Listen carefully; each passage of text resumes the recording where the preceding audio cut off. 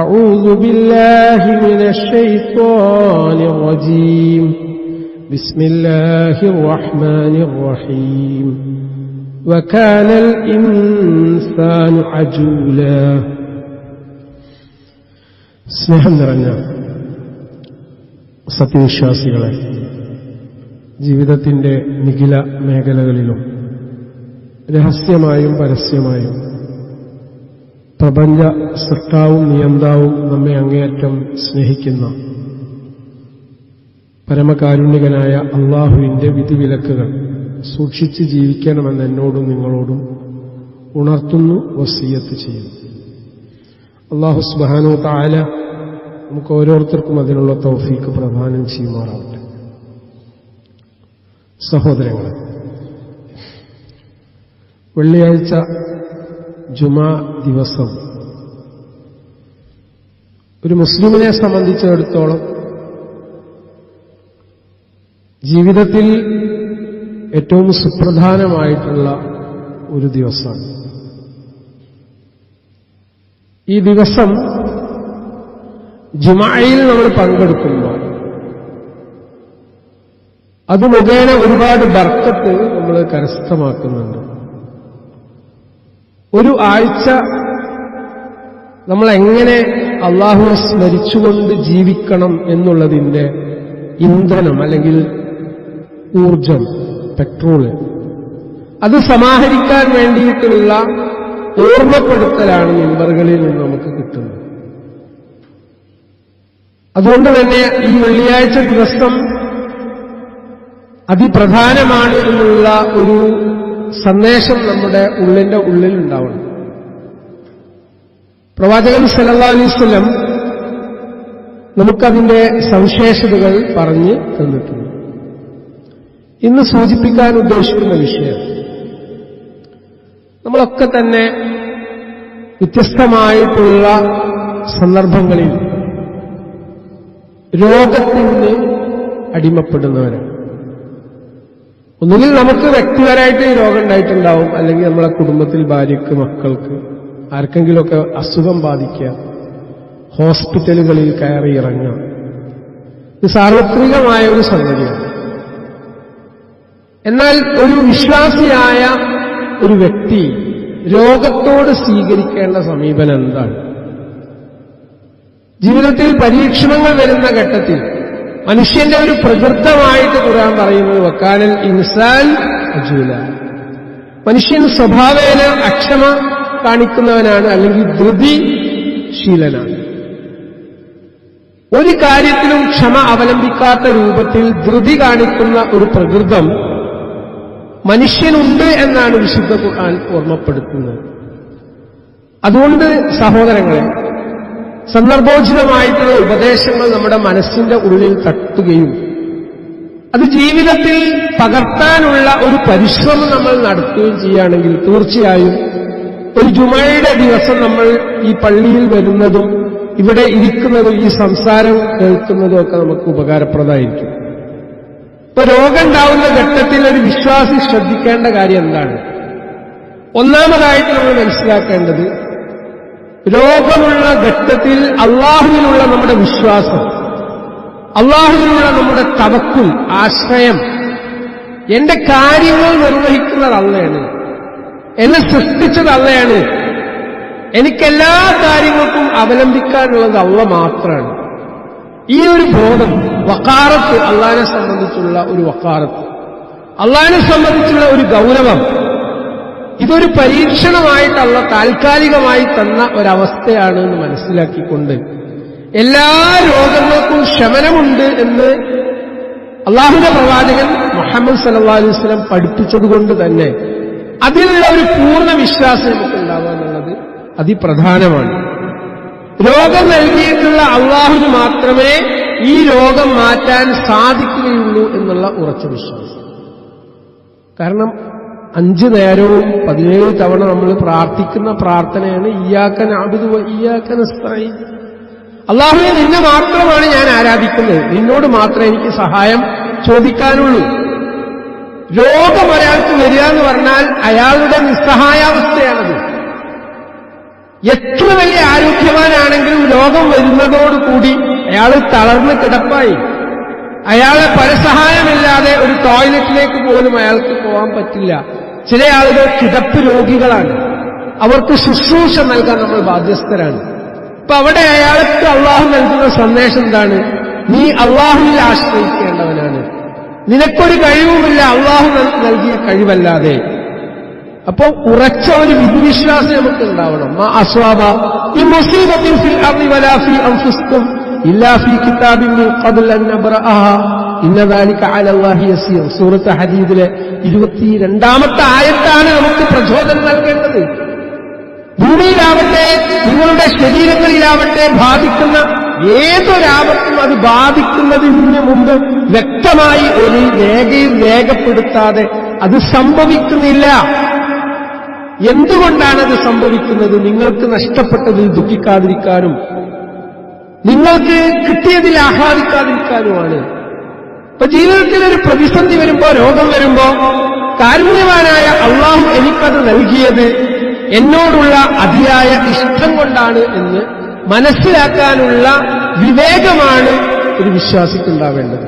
വിശ്വാസി അവരെ ക്ഷമ അവലംബിക്കുന്നു. ഇപ്പൊ രണ്ടാമതായി ഒരു രോഗി സ്വീകരിക്കേണ്ട സമീപനം എന്താണ്?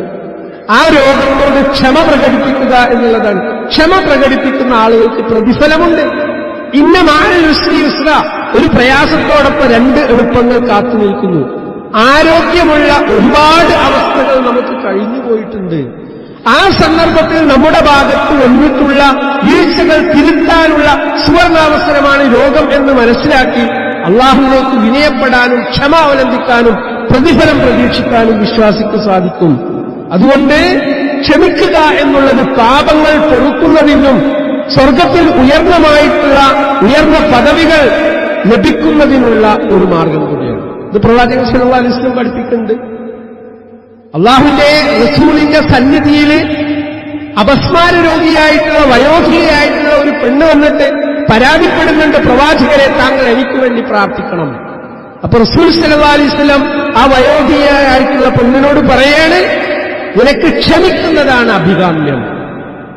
അപ്പൊ ആ സ്ത്രീ പറയുന്നു, പ്രവാചകരെ എനിക്ക് അപസ്മാരം ഉണ്ടാകുമ്പോ, എന്റെ ബോധം നഷ്ടപ്പെടുമ്പോ എന്റെ ഔറത്ത് വെളിപ്പെടുന്നുണ്ട്, അതുകൊണ്ട് താങ്കൾ പ്രാർത്ഥിക്കണം. അങ്ങനെ റസൂൽ പ്രാർത്ഥിക്കുകയാണ്. ആ അപസ്മാരം ഉണ്ടാവുന്ന ഘട്ടത്തിൽ അവരുടെ ഔറത്ത് വെളിപ്പെടാതിരിക്കാൻ പ്രാർത്ഥിക്കുന്നു. അപ്പൊ ക്ഷമ അവലംബിക്കുക എന്നുള്ളതിന് ഉന്നത പ്രതിഫലമുണ്ട് എന്നാണ് നമ്മൾ മനസ്സിലാക്കുന്നത്. ക്ഷമ എന്നുള്ളത് ഒരു നഷ്ടപരിഹാരമാണ്.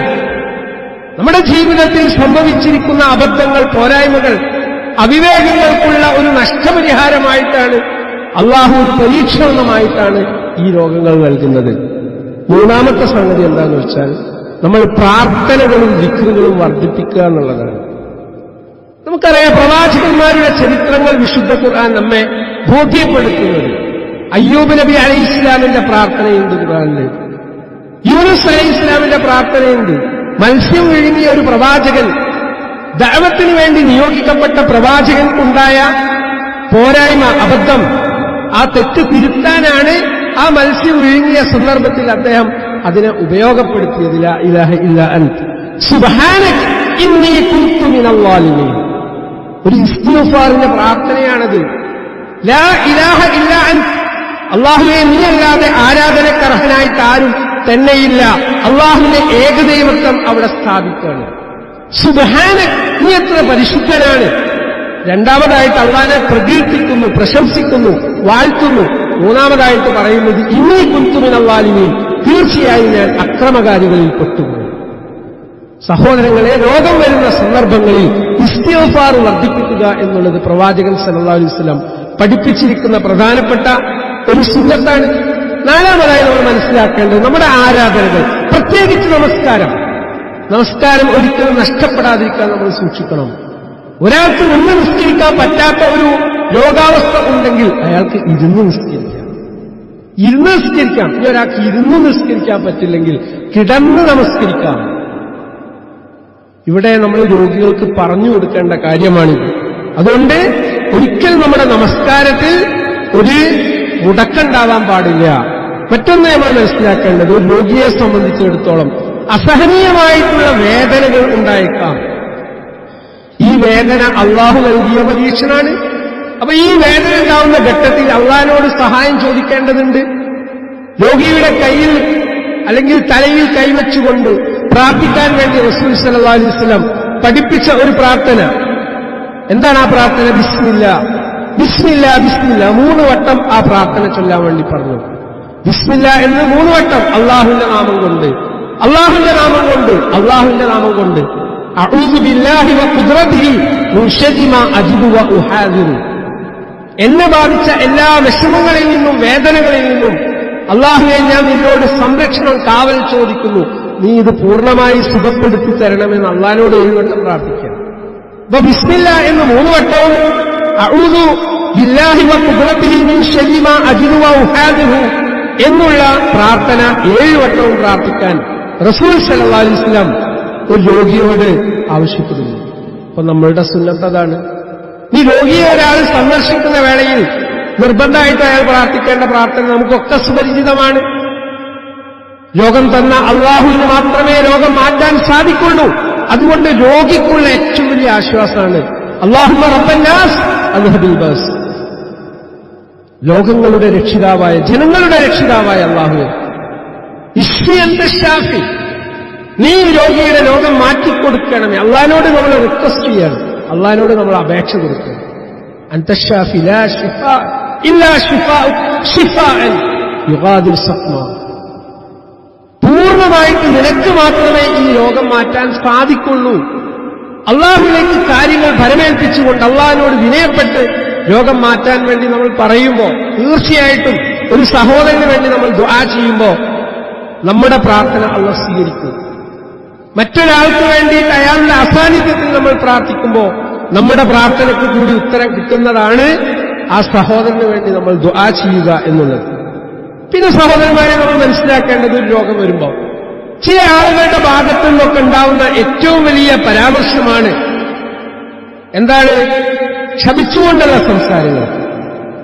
അല്ലേ? ഒന്ന് മരിച്ചിട്ടാ മതിയല്ലേ?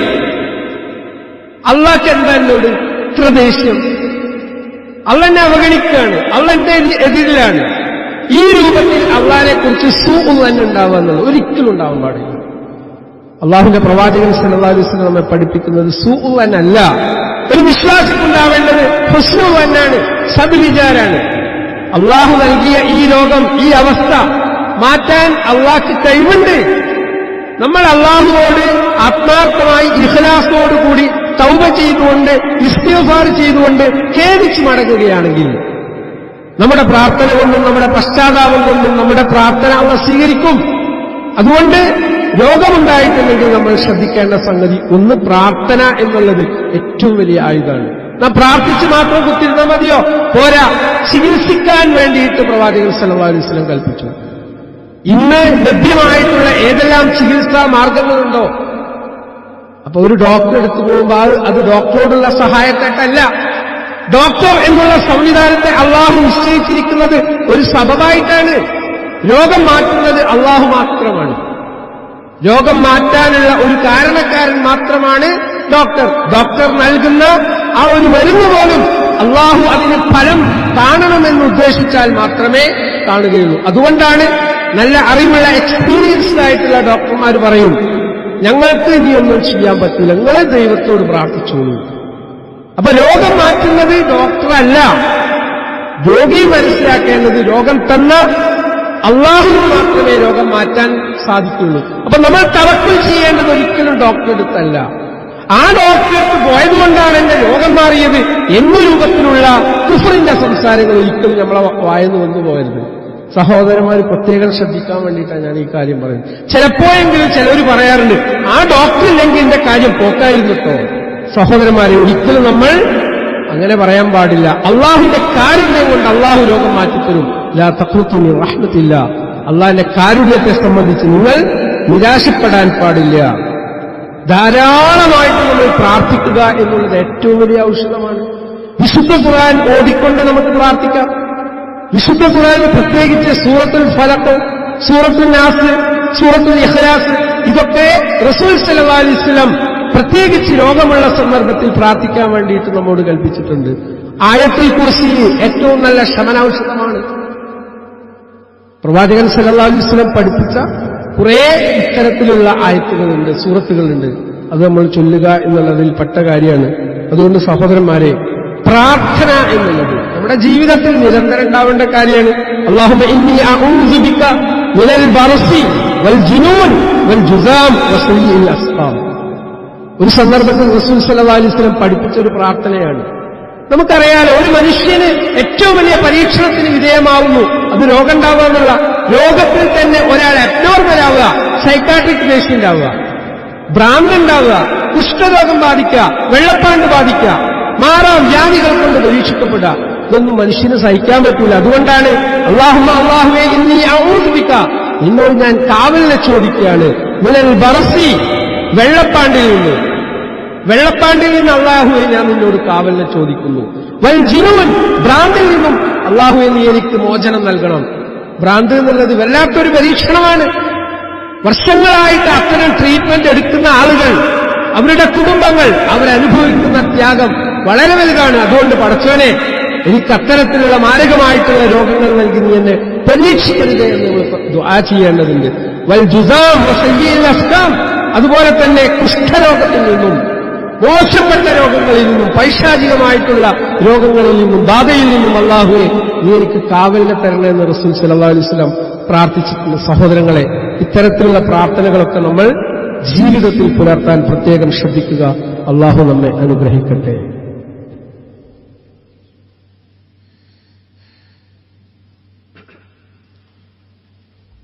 അൽഹംദുലില്ലാഹി റബ്ബിൽ ആലമീൻ വസ്സലാത്തു വസ്സലാമു അലാ റസൂലില്ലാഹി വഅലാ ആലിഹി വഅസ്ഹാബിഹി അജ്മഈൻ. യാ അയ്യുഹല്ലദീന ആമനു തഖുല്ലാഹ ഹഖ തുഖാതി വലാ തമൂതുന്ന ഇല്ലാ വഅൻതും മുസ്ലിമൂൻ. സ്നേഹം നിറഞ്ഞ സത്യവിശ്വാസികളെ, അല്ലാഹുവിന്റെ വിധിവിലക്കുകൾ സൂക്ഷിച്ച് ജീവിക്കണമെന്ന് ഒരിക്കൽ കൂടി ഉണർത്തുന്നു, വസിയത്ത് ചെയ്യുന്നു. ഇന്നല്ലദീന ലാ യർജൂന ലിഖാഅനാ വറളൂ ബിൽ ഹയാത്തി ദുനിയ വത്മഅന്നു ബിഹാ വല്ലദീന ഹും അൻ ആയാതിനാ ഗാഫിലൂൻ ഉലൈക മഅവാഹുമുൻ നാർ ബിമാ കാനൂ യക്സിബൂൻ. തീർച്ചയായിട്ടും നമ്മളുമായി കണ്ടുമുട്ടുന്നതിനെ പ്രതീക്ഷിക്കാതിരിക്കുന്ന ആളുകൾ, അതായത് മരണത്തിന് ശേഷം അള്ളാനെ കണ്ടുമുട്ടേണ്ടി വരും എന്ന ചിന്തയാണ് സഹോദരന്മാരെ നമുക്കുള്ളത്. മരണത്തിന് ശേഷം ഒരു ജീവിതമുണ്ട്, ബർസഖി ജീവിതം കഴിഞ്ഞിട്ട് ആഖിറത്തുണ്ട്. അപ്പോ തീർച്ചയായും നാമുമായി കണ്ടുമുട്ടുന്നതിനെ പ്രതീക്ഷിക്കാതിരിക്കുകയും ഐഹിക ജീവിതം കൊണ്ട് തൃപ്തിപ്പെടുകയും അതുകൊണ്ട് മനസ്സമാധാനം തേടുകയും ചെയ്യുന്ന ആളുകൾ, ഭൗതിക ജീവിതം മാത്രമേ ഉള്ളൂ, അതിൽ അഭിരമിക്കുന്ന, അതിൽ മനസ്സമാധാനം കണ്ടെത്തുന്ന പാരത്രിക ജീവിതത്തെ സംബന്ധിച്ച് ഒട്ടും ചിന്തിക്കാത്ത ആളുകൾ, അങ്ങനെയുള്ള ആളുകളുടെ പര്യവസാനം എന്താണ്? അവർ നമ്മുടെ ദൃഷ്ടാന്തങ്ങളെക്കുറിച്ച് അശ്രദ്ധയുള്ള ആളുകളാണ്. മിമ്പറിൽ നിന്ന് ഇത്തരത്തിലുള്ള കാര്യങ്ങളൊക്കെ ഓരോട് പറയുമ്പോൾ ഓരുടെ ഹൃദയത്തിലേക്ക്, മനസ്സിലേക്ക് അതങ്ങ് കടന്നു ചെല്ലില്ല. ഇങ്ങനെയുള്ള ആളുകളുടെ അവസ്ഥ എന്താണ്? ഉലൈക മഅവാഹുമുൻ നാർ ബിമാ കാനൂ യക്സിബൂൻ. അത്തരം ആളുകൾ അവരുടെ സങ്കേതം നരകാണ്, അവർ പ്രവർത്തിച്ച കാരണം. അള്ളാഹുവിൽ വിശ്വാസമില്ലാതെ ജീവിക്കുന്ന ആളുകൾ, ഭൗതിക ജീവിതമാണ് എല്ലാമെന്ന് തൃപ്തിപ്പെട്ട് അതിൽ സമാധാനം കണ്ടെത്തുന്ന ആളുകൾക്ക് കഠോരമായ ശിക്ഷ ഒരുക്കപ്പെട്ടിട്ടുണ്ട്. വിശ്വാസികൾ ആരാണ്? ഇന്നല്ലദീന ആമനൂ വഅമിലുസ് സ്വാലിഹാത്ത് യഹ്ദീഹിം റബ്ബുഹും ബിഈമാനിഹിം തജ്രി മിൻ തഹ്തിഹിമുൽ അൻഹാർ ഫീ ജന്നാത്തിൻ നഈം. സൂറത്ത് യൂനുസിലെ 9-ാമത്തെ വചനാണ്. തീർച്ചയായും വിശ്വസിക്കുകയും, നമ്മൾ ആ വിഭാഗത്തിൽപ്പെട്ട ആളുകളാണ്, തീർച്ചയായും വിശ്വസിക്കുകയും സൽക്കർമ്മങ്ങൾ പ്രവർത്തിക്കുകയും ചെയ്തവർ, അവരുടെ വിശ്വാസം ഒരുപാട് ആളുകൾ ലോകത്ത് വ്യത്യസ്തമായിട്ടുള്ള കാര്യങ്ങളിൽ വിഹരിച്ചുകൊണ്ടിരിക്കുന്നു. അതിനിടയിൽ നമ്മൾ പള്ളിയിൽ വന്ന് അള്ളാഹുവിന്റെ കൽപ്പന പ്രകാരം അദാനിന് ബാങ്കിന്റെ മറുപടി നൽകി പള്ളിയിലെത്തി ഖുത്ബ ശ്രദ്ധിച്ച് ജുമയിൽ നമ്മൾ പങ്കെടുക്കുകയാണ്. നമുക്കെന്താണുള്ളത്? നമുക്ക് വിശ്വാസമുണ്ട്. ആ വിശ്വാസത്തോടനുബന്ധിച്ചാണ് നമ്മൾ ഈ സൽക്കർമ്മങ്ങൾ ചെയ്യുന്നത്. ഇങ്ങനെ ചെയ്ത ആളുകൾക്ക് അവരുടെ വിശ്വാസം നിമിത്തം അവരുടെ റബ്ബ് അവരെ സന്മാർഗത്തിലാക്കുന്ന അപ്പൊ എല്ലാ വെള്ളിയാഴ്ചയും ഇവിടെ ജുമാക്ക് വരിക, ഈ നിസ്കാരത്തിൽ പങ്കെടുക്കുക, ഈ ഖുത്ബ ശ്രവിക്കുക, അതനുസരിച്ച് നമ്മളെ ജീവിതം ക്രമപ്പെടുത്താന്നുള്ളത് അവരെ അള്ളാഹ് സന്മാർഗത്തിലാക്കുന്നതാണ്. സുഖാനുഗ്രഹത്തിന്റെ സ്വർഗങ്ങളിൽ അവരുടെ അടിഭാഗത്തിൽ കൂടി അരുവികൾ ഒഴുകിക്കൊണ്ടിരിക്കും. സ്വർഗത്തിൽ അള്ളാഹു ഒരുക്കി വെച്ചിട്ടുള്ള അനിർവചനീയമായിട്ടുള്ള, ഒരാളുടെ കണ്ണിനും കാണാൻ സാധിക്കാത്ത, ഒരാളുടെ കാതിനും കേൾക്കാൻ സാധിക്കാത്ത സുഖാനുഭൂതികളുടെ ഒരു സ്വർഗം നമുക്ക് വേണ്ടി ഒരുക്കപ്പെട്ടിട്ടുണ്ട്. അതിനെ സംബന്ധിച്ച് ഖുർആൻ പറയാണ്, ദഅവാഹും ഫീഹാ സുബ്ഹാനകല്ലാഹുമ്മ വതഹിയ്യതുഹും ഫീഹാ സലാം വആഖിറു ദഅവാഹും അൽഹംദുലില്ലാഹി റബ്ബിൽ ആലമീൻ.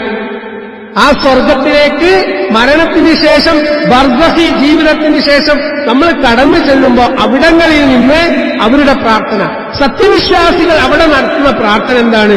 അല്ലാഹുവേ, നീ മഹാപരിശുദ്ധനാണ്, നീ ഞങ്ങൾക്ക് സ്വർഗം നൽകിയിരിക്കുന്നു, നീ മഹാപരിശുദ്ധനാണ്, നിനക്കാണ് സർവസ്തുതിയും. ഇതാണ് വിശ്വാസിയായ ആൾ സ്വർഗത്തിൽ വെച്ച് അള്ളാഹനെ കണ്ടുമുട്ടുന്ന സമയത്ത് പറയുന്നത്. അവിടെ അവരുടെ ഉപചാരം, അഭിസംബോധനം, അള്ളാഹുവെ കാണുന്ന സന്ദർഭത്തിൽ അവർ പറയുന്നത് സലാം, അവരോട് പറയപ്പെടുന്നതും സലാം, മലക്കുകൾ പറയുന്നത് സലാം എന്നുള്ളതാണ്. അവരുടെ അവസാന പ്രാർത്ഥന എന്താണ്? അവിടെ വെച്ചുകൊണ്ട് നമ്മൾ വാഹിറു ദഅവാഹും, നമ്മൾ അവിടെ വെച്ച് പ്രാർത്ഥിക്കുന്നത് എന്താണ്? അൽഹംദുലില്ലാഹി റബ്ബിൽ ആലമീൻ. പ്രവാചകന്മാർ ഞങ്ങളോട് കൽപ്പിച്ച കാര്യങ്ങൾ ഞങ്ങൾ ചെയ്തു, അദൃശ്യത്തിൽ ഞങ്ങൾ വിശ്വസിച്ചു, ഖദാഇ ഖദറിൽ ഞങ്ങൾ വിശ്വസിച്ചു. എന്താണ് ആ വിശ്വാസത്തിന്റെ നിദാനം? മരണത്തിന് ശേഷം ഒരു ജീവിതം വരാനുണ്ട് എന്നുള്ള വിശ്വാസപ്രകാരമാണ് ഞങ്ങൾ ഇതൊക്കെ ചെയ്തത്. അതുകൊണ്ട് സ്വർഗത്തിലുള്ള ഓരോ അനുഗ്രഹവും ആനന്ദകരമായിട്ടുള്ള സംവിധാനങ്ങൾ കാണുന്ന സന്ദർഭത്തിൽ അള്ളാഹുവിന് അവർ ഹംദ് പ്രകടിപ്പിക്കും. വിശ്വാസികളായ നമ്മൾ അവിടം പ്രവേശിക്കുന്നതോടെ എല്ലാ ഭാഗത്തുനിന്നും സ്വർഗത്തേക്ക് മനുഷ്യന്മാരായ വിശ്വാസികളായ നമ്മൾ കയറുമ്പോൾ എല്ലാ ഭാഗത്തു നിന്നും നമ്മൾ കേൾക്കുക സലാം സലാം സലാം, സമാധാനം സമാധാനം സമാധാനം എന്നുള്ളതാണ്. മലക്കുകളിൽ നിന്ന് സലാം കിട്ടുന്നു. പരസ്പരം നമ്മൾ അഭിസംബോധനം ചെയ്യുക സലാം, അസ്സലാമു അലൈക്കും വറഹ്മത്തുള്ളാഹി എന്നുള്ള അഭിസംബോധനം. സഹോദരങ്ങൾ, ഇത് കിട്ടണം. അപ്പൊ ദുനിയാവിൽ ചെറിയ പരീക്ഷണങ്ങളും രോഗങ്ങളൊക്കെ ഉണ്ടാവുമ്പോൾ അതവിടെ ഉണ്ട് എന്നുള്ള ആ ഒരു ഹോപ്പ്, ആ ഒരു പ്രതീക്ഷ, അതായിരിക്കണം നമ്മെ നയിക്കേണ്ടത്. നമ്മളെ എന്ത് ചെയ്യാൻ പാടില്ല? നിരാശപ്പെടാൻ പാടില്ല. വക്കാനൽ ഇൻസാൻ അജൂല, മനുഷ്യൻ അവന്റെ പ്രകൃതി എന്താണ്? ധൃതി കാണിക്കുന്ന, അക്ഷമ പ്രകടിപ്പിക്കുന്ന അവസ്ഥയിലാണ് നമ്മളെ അള്ളാഹ് സൃഷ്ടിച്ചിരിക്കുന്നത്. അതുകൊണ്ട് പ്രതീക്ഷിക്കാത്ത കാര്യങ്ങൾ ജീവിതത്തിൽ വരുമ്പോൾ അള്ളാഹ്ക്ക് വിപരീതമായിട്ടുള്ള ശാപത്തിന്റെ സംസാരങ്ങൾ നമ്മുടെ ഭാഗത്തുനിന്ന് വരാതിരിക്കാൻ നമ്മൾ പ്രത്യേകം ശ്രദ്ധിക്കണം എന്നാണ് സാന്ദർഭികമായി സൂചിപ്പിക്കാനുള്ളത്. കാര്യങ്ങൾ ഉൾക്കൊള്ളുകയും ജീവിതം ക്രമീകരിക്കുകയും ചെയ്യുക. അള്ളാഹുവിന്റെ തൃപ്തി, അതാണ് നമ്മൾ പ്രതീക്ഷിക്കുന്നത്. അള്ളാഹുവിന്റെ പ്രതിഫലമാണ് നമ്മൾ കാംക്ഷിക്കുന്നത്. അതുകൊണ്ട് പരീക്ഷണങ്ങളിൽ പതറാതെ ഉറച്ച വിശ്വാസത്തോടുകൂടി മുന്നേറാൻ നമുക്ക് ഓരോരുത്തർക്കും സാധിക്കേണ്ടതുണ്ട്. ജീവിതത്തിന്റെ ഏത് ഘട്ടങ്ങളിലും അള്ളാഹുവിൽ പൂർണ്ണമായി തവക്കുൽ ചെയ്തുകൊണ്ട് ജീവിക്കാനുള്ള മഹാഭാഗ്യം അള്ളാഹു നമുക്ക് എല്ലാവർക്കും പ്രദാനം ചെയ്യുമാറാവട്ടെ. പരീക്ഷണ ഘട്ടങ്ങളിൽ, രോഗത്തിന്റെ വേളകളിലൊക്കെ തന്നെ ക്ഷമ അവലംബിക്കാനുള്ള മഹാ തൗഫീഖ് അള്ളാഹു നമുക്ക് എല്ലാവർക്കും പ്രദാനം ചെയ്യുമാറാവട്ടെ. അല്ലാഹുമ്മ ഗ്ഫിർ ലിൽ മുഅ്മിനീന വൽ മുഅ്മിനാത്ത് വൽ മുസ്ലിമീന വൽ മുസ്ലിമാത്ത് അൽ അഹ്യാഇ മിൻഹും വൽ അംവാത്ത് ഇന്നക മുജീബുദ് ദഅവാതി യാ ഖാദിയൽ ഹജാബ് തവഫനാ മുസ്ലിമൻ വഅൽഹിഖ്നാ ബിസ്സാലിഹീൻ ربنا تقبل منا إنك أنت السميع العليم وتب علينا إنك أنت التواب الرحيم. اللهم أجرنا من النار، اللهم أجرنا من النار، اللهم أجرنا من النار. ربنا آتنا في الدنيا حسنة وفي الآخرة حسنة وقنا عذاب النار. وصلى الله على محمد وعلى آله وأصحابه أجمعين.